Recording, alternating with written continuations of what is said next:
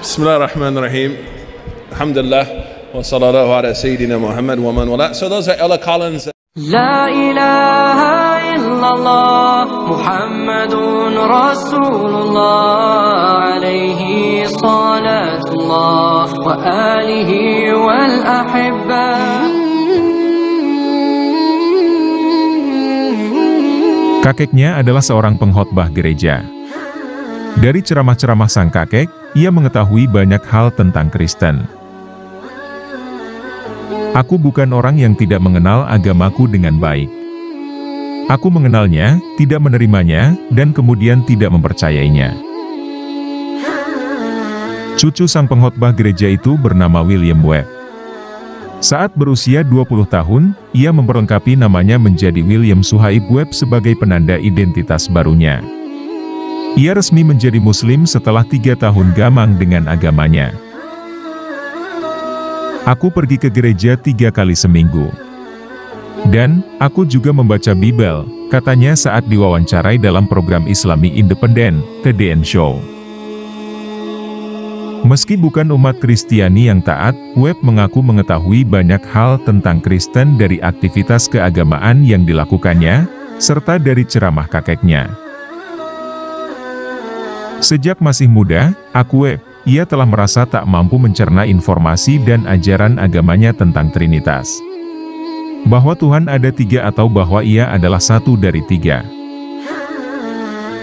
Selain itu, dari kitab suci yang dibacanya, Webb menemukan 2 Tuhan berbeda dari kitab Perjanjian Lama dan Perjanjian Baru.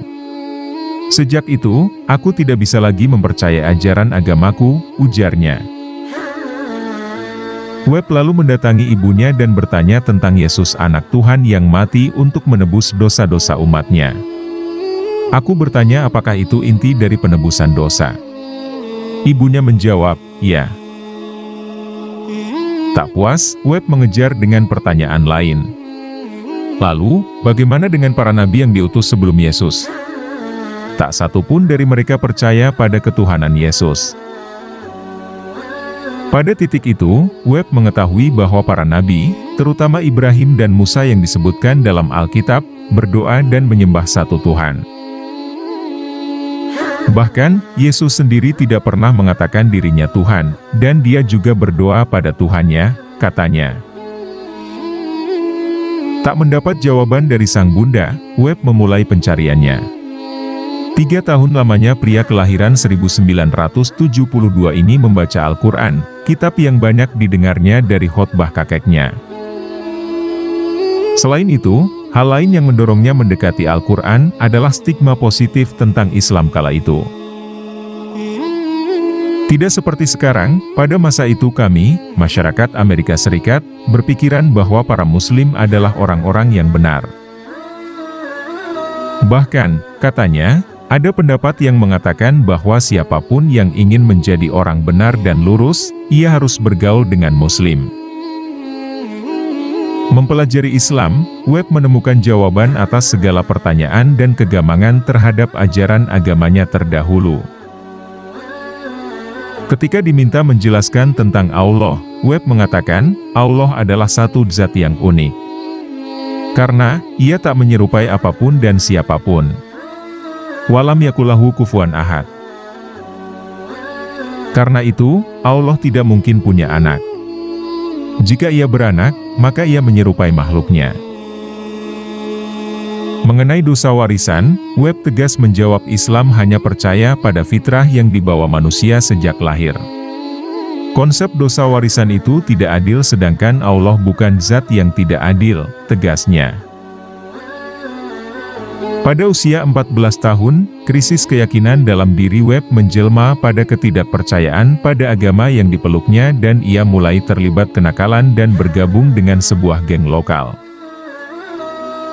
Ia juga menjadi seorang DJ hip-hop dan produser lokal yang sukses, serta melakukan rekaman bersama sejumlah artis.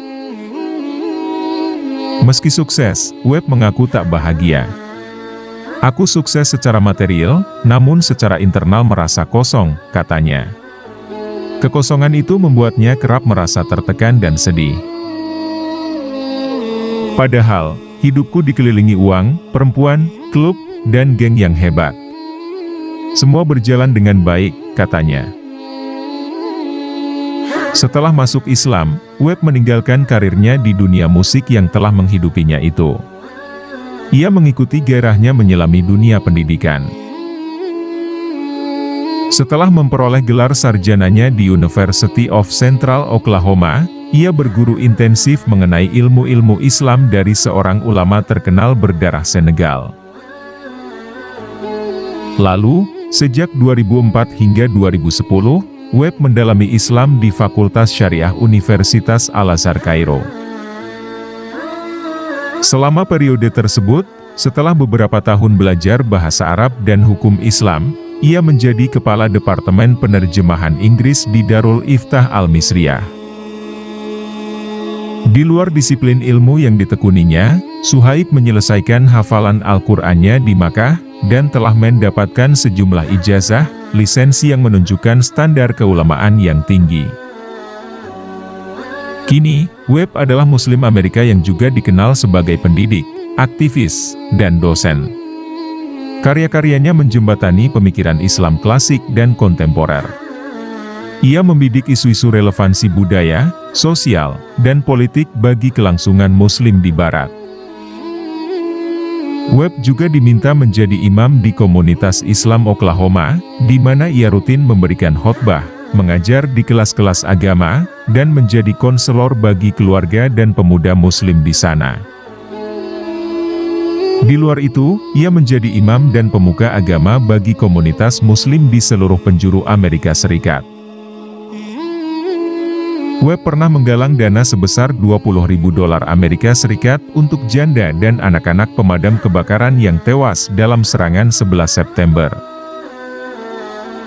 Sebagai mualaf, Webb mengaku, hidup di tengah masyarakat non-Muslim di Amerika Serikat bukan hal yang mudah. Di tengah kecurigaan dan Islamofobia di kalangan masyarakat Amerika Serikat, ia bertekad untuk terus menunjukkan citra Islam yang sesungguhnya dan menciptakan kehidupan beragama yang harmonis. Selain itu, Webb telah memberikan kuliah di berbagai belahan dunia termasuk Timur Tengah, Asia Timur, Eropa, Afrika Selatan, dan Amerika Utara. Sepulangnya dari Mesir, ia tinggal di wilayah Teluk, California, di mana ia bekerja bersama komunitas Muslim Amerika sejak musim gugur 2010 hingga musim dingin 2011. Belum lama ini, ia menerima sebuah posisi sebagai imam pusat budaya komunitas Islam Boston, masjid terbesar di wilayah New England, hingga ia memutuskan untuk membawa keluarganya ke Boston dan menetap di sana. Pada 2010, Royal Islamic Strategic Studies Center memasukkannya ke dalam daftar 500 Muslim paling berpengaruh di dunia. Dan, laman situs internetnya, www.suhaibwebb.com terpilih sebagai Blog of the Year, terbaik setahun sebelumnya. Suhaib Webb juga menjadi anggota aktif komunitas Muslim Amerika dan memberikan perhatian yang besar pada Departemen Pemuda komunitas tersebut. Dengan beasiswa dari komunitas inilah, Webb berkesempatan menimba ilmu di Universitas Al-Azhar dan mendalami bahasa Arab. Secara berkala, di sela kesibukannya, Webb kerap menggelar kuliah dan menulis artikel untuk menawarkan perspektif Islam atas isu-isu terkini, seperti keterlibatan masyarakat dan relevansi sosial. Beberapa pejabat pemerintah Inggris seperti dikutip The Guardian dalam edisi 2004 menggambarkan Webb sebagai pemimpin moderat, bersama sejumlah tokoh lain seperti Hamzah Yusuf dan Amr Khalid. Tak hanya itu, eksistensi Webb di dunia jejaring sosial pun diakui. Pada 2010, kicauannya di Twitter memenangkan voting Twitter Muslim terbaik. Kini, eksistensi dan aksi Webb dinilai sebagai bagian dari upaya efektif membendung aksi ekstremis agama. Dan, sebagai seorang advokat bagi kalangan Muslim akar rumput, ia giat mempromosikan perubahan sosial. Ia menegaskan, Islam di Amerika adalah Islam yang tidak berkiblat semata pada budaya Arab. Sesuai dengan hukum Al-Quran namun juga mencerminkan kebiasaan dan budaya bangsa ini, ujarnya. Webb mengatakan, radikalisasi tumbuh subur di Amerika Serikat jika Muslim dan non-Muslim sama-sama meyakini Islam tidak sesuai dengan Amerika. Muslim adalah bagian dari kekayaan budaya Amerika Serikat dan sudah menjadi bagian dari budaya kita dalam jangka waktu yang lama. Meski berjuang sebagai advokat Muslim, terutama Muslim Amerika Serikat, Webb mengakui tak mudah hidup dengan budaya yang sama sekali berbeda. Sebagai mualaf, awalnya tidak sepenuhnya nyaman menjadi diri sendiri dengan status yang berbeda. Kita, mualaf Amerika Serikat, harus mengadopsi budaya berbeda sementara kita tidak dibesarkan dengan budaya itu. Demikianlah kisah perjalanan mualaf William Suhaib Webb. Semoga ia bisa istiqomah dan menginspirasi teman-teman untuk lebih giat lagi dalam beribadah. Amin Allahumma amin.